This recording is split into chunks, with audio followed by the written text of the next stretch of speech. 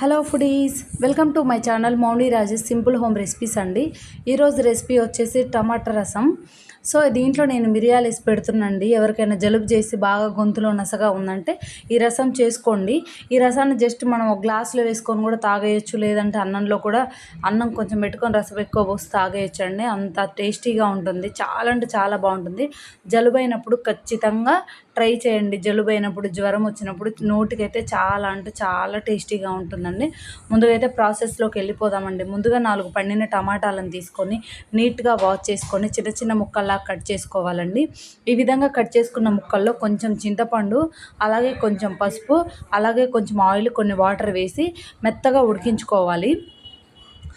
మెత్తగా ఉడికించుకున్నాక ఈలోపు ఒక పక్కన ప్లేట్లో 4 వెల్లుల్లిపాయలు, కొంచెం జీలకర్ర, కొన్ని మిరియాలు తీసుకొని మెత్తగా నలుపుకోవాలి.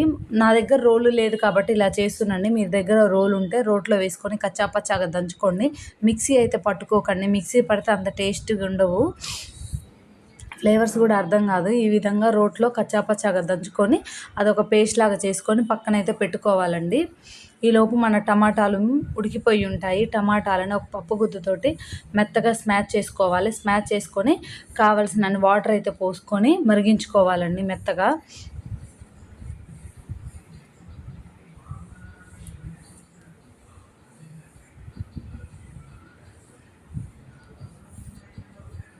ఈ విధంగా స్మాష్ చేసుకొని మనకు కావాల్సినన్ని వాటర్ పోసుకొని, మనం టమాటాలు ఎన్ని తీసుకున్నామో వాటికి తగ్గట్టుగా వాటర్ అయితే వేసుకొని చూడండి. ఇందులో నేను కొంచెం అంటే కొంచెమే కారం వేస్తున్నాను, ఎందుకంటే మిరియాలు కూడా ఉన్నాయి కాబట్టి ఘాటుగా ఉంటుంది. సో కొంచెమే కారం వేసుకోండి. అదే ఉప్పు కూడా ఇప్పుడు టేస్ట్ చూసి ఒకసారి ఉప్పు కూడా వేసుకోండి. నేను ఇందాక వేసుకున్న ఉప్పు అయితే నాకు సరిపోయిందండి. ఇలా ఖచ్చితంగా కల్లుప్పు మాత్రమే వేసి ఉడికించుకోండి. రసం కూడా చాలా టేస్టీగా ఉంటుంది. ఈ విధంగా మరిగాక దీంట్లోకి ఇప్పుడు ముందుగా మెయిన్గా స్కిప్ చేయకుండా చూడండి, తాలింపేనండి. తాలింపు వల్లనే ఈ రసానికి అంత టేస్ట్ వస్తుంది. ముందుగా ఒక ప్యాన్ పెట్టుకొని 2 టేబుల్ స్పూన్ ఆయిల్ వేసుకోండి. ఇది రసం కాబట్టి ఆయిల్ తక్కువగానే పడుతుంది. 1 టేబుల్ స్పూన్తో కూడా పెట్టుకోవచ్చు, ఆయిల్ ఎక్కువ ఇష్టం లేని వాళ్ళు. ఈ విధంగా 2 టేబుల్ స్పూన్ ఆయిల్ వేసాక 1 టేబుల్ స్పూన్ ఆవాలు, అలాగే కొంచెం జీలకర్ర, కొంచెం తాలింపు గింజలు వేసుకొని, అలాగే 4 ఎండుమిర్చి కూడా వేసుకొని తాలింపుని ఎర్రగా అయితే వేయించుకోవాలండి. తాలింపు ఎంత వేగితే అంత టేస్టీగా ఉంటుందండి రసంలోకి. అలాగే మనం ఇందాక దంచి పక్కన పెట్టుకున్న వెల్లుల్లి పేస్ట్ కూడా ఇందులో వేసుకొని, అలాగే కరివేపాకు, కొంచెం పసుపు, అలాగే కొంచెం ఇంగువ కూడా వేసి ఇంగువ పచ్చివాసన పోయే వరకు వేయించుకోవాలండి. ఇందులో మనం ఆనియన్ అయితే వేసుకోమండి, ఒకటి గుర్తుంచుకోండి. ఈ విధంగా తాలింపు అంతా ఎర్రగా వేగాక దీన్ని రసంలోకి షిఫ్ట్ చేసుకోవడమే.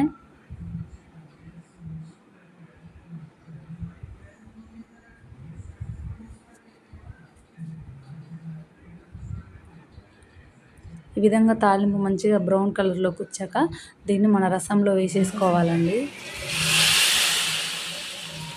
ఈ రసం పెడుతుంటే ఇల్లంతా అసలు ఎంత గుమగుమల వాసన వస్తుందో అండి. ఈ విధంగా తాలింపు వేసాక దీంట్లో మెయిన్గా ఇప్పుడు కొంచెం కొత్తిమీర, అలాగే కొంచెం పుదీనా కూడా వేసుకోండి. పుదీనా కూడా జలుబుకు చాలా బాగా పనిచేస్తుంది, రిలీఫ్ కూడా వస్తుంది. ఈ విధంగా కొంచెం పుదీనా, కొంచెం కొత్తిమీర వేసుకొని మళ్ళీ ఒకసారి కలుపుకొని మరిగిస్తే ఏముందండి, వేడి వేడి టమాటా రసం అయితే రెడీ అయిపోతుందండి. కొంచెం రైస్ వేసుకొని టమాటా రసం ఎక్కువగా వేసుకొని తాగేయచ్చు, లేదనుకుంటే గ్లాస్లో పోసుకొని కూడా తాగేయచ్చు, అంత టేస్టీగా ఉంటుంది. థ్యాంక్ యూ ఫర్ వాచింగ్ అండి. ఇలాంటి వీడియోల కోసం మన ఛానల్ని సబ్స్క్రైబ్ చేసుకోండి.